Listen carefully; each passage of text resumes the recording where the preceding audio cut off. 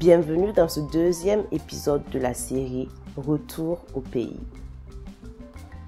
Direction le quartier Ouara 2000 où nous allons à la rencontre de Kidel Sagnon, juriste chez la banque UBA. D'origine burkinabé, Kidel vit présentement en Guinée, plus précisément dans la ville de Conakry. Qu'est-ce que tu as étudié? J'ai fait du droit. J'ai fait du droit. Le droit, ça a toujours été ma passion. Donc, ce qui m'a poussé, bien entendu, à me spécialiser vers le droit d'entreprise que je trouve beaucoup plus large et touchant pratiquement toute l'activité de la vie commune, on va le dire ainsi. Pour les études universitaires, je les commence ici d'abord. J'ai fait 2 ans à l'Université catholique à Bobo. Par la suite, ça m'a conduit en France. J'ai fait l'Université de Champollion. Et en 2015, je décide, on va dire, de rentrer chez moi. Parce que bon, mine de rien, mon pays me manquait également et tout. Donc en 2015, j'ai finalement fait le choix de revenir au Burkina. L'un des premiers chocs que j'ai pu avoir, par exemple, je sais que moi, quand j'étais à l'étranger, très souvent, c'est le milieu professionnel, on avait déjà l'habitude, premièrement, de se tutoyer. D'accord? On se tutoyait sans problème. On ne s'appelait pas les prénoms. Donc, l'habitude est restée. Donc, j'arrive ici. Vous savez, ici, malheureusement, il y a le droit d'aînesse. Hein, et le droit d'aînesse qui prime. Donc, quelqu'un, quand tu l'appelles par son prénom, déjà, il me dit, oh, ce petit-là, il est poli. Et tout. Ou quand tu le tutoies, il te... Mais j'estime que, comme je l'ai souvent dit, c'est que pour moi, c'est pas en vous voyant quelqu'un qu'on le respecte forcément.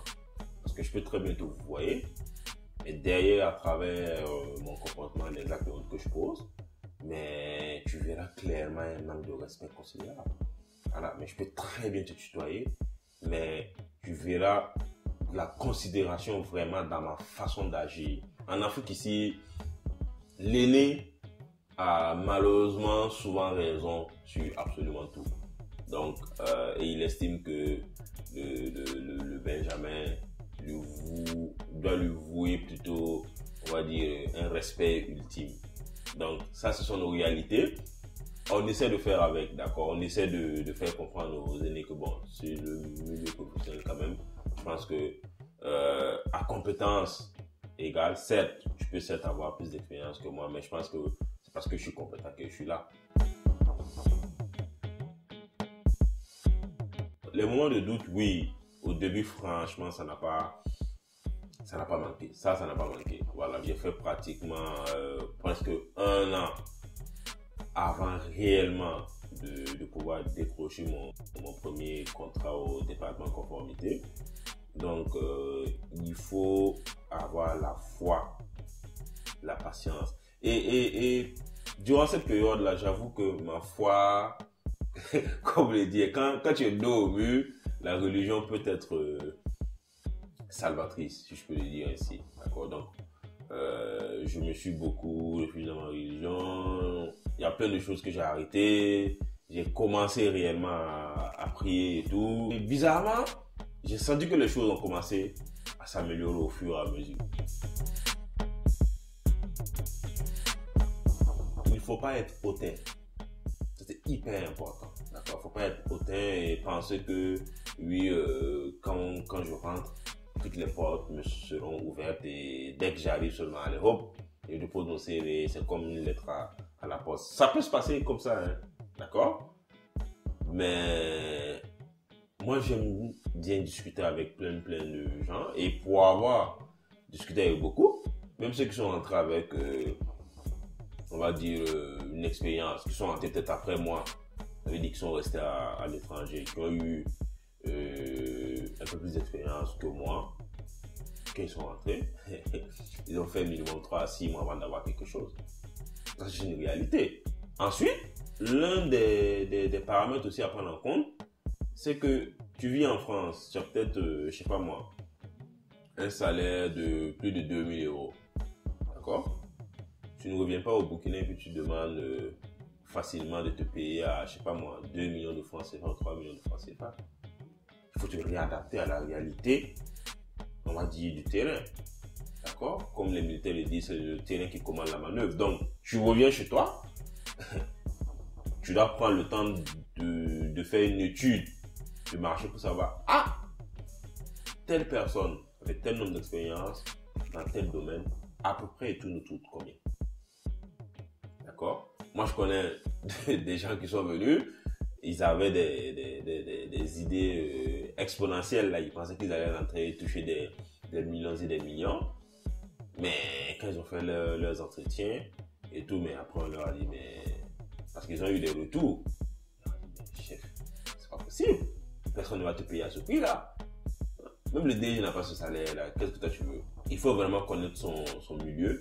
Il faut beaucoup échanger avec ceux qui sont entrés avant toi pour savoir réellement comment les choses fonctionnent. D'accord? Vous savez, le Burkinabé, il n'est pas méchant, hein. Mais s'il sent que la personne le prend de haut, des trucs comme ça, c'est fini. La première impression, elle est hyper importante. Si tu donnes une première impression qui est mauvaise, ça va être compliqué qu'on revienne vers toi. Si vous avez l'ouverture d'esprit qu'il faut et tout, les gens n'hésiteront pas à vous donner les conseils adéquats. D'accord? Mais si vous venez, vous faites celui qui sait tout, d'accord? Les gens vont vous laisser avancer. Vous allez vous casser les dents et vous allez revenir. Déjà avant de rentrer, il ne faut pas rentrer pour rentrer. Ok? Quand tu rentres, c'est que tu sais pourquoi tu rentres. Moi, je savais pourquoi je rentrais. Très souvent, c'est ce que je dis aux gens. Je dis, mais quand tu rentres pour les vacances, là, on ne va pas pour les vacances uniquement pour boire la bière, manger le porc au four, je sais pas moi, à longueur de journée et puis repartir. Non, c'est l'occasion également, pendant que tu es là, que ce soit pour 10 jours, 15 jours, de profiter en même temps de ce laps de temps-là, discuter avec les parents, discuter avec les amis, d'accord, les oncles et autres, savoir comment les choses se passent sur le terrain. Là, ça te permettra toi-même de te faire une idée réelle que de rester à l'étranger, appeler les gens. Ah oui, bon, Ouagadougou, c'est comment? Non, viens. Donc, quand tu rentres en vacances, on va dire, c'est d'une pierre deux coups. Tu es là, tu vois la famille et tout, il n'y a pas de souci. Et tu profites en même temps pour savoir réellement sur le terrain comment les choses fonctionnent. Et maintenant, c'est à toi de voir si tu te sens prêt ou pas.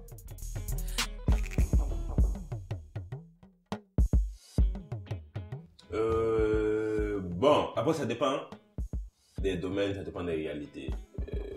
Bon, la Guinée, c'est mon deuxième pays maintenant, hein. D'accord, c'est mon deuxième pays parce que ça fait un peu plus de 3 ans que je suis là-bas. La Guinée, c'est un pays où il y a énormément de potentialités. Je ne manque pas de leur dire ça tout le temps. Moi, si j'ai un conseil à donner aux Guinéens, revenez chez vous. Dans tous les domaines, dans tous les secteurs, que ce soit dans l'informatique, que ce soit dans le génie civil, dans le bâtiment.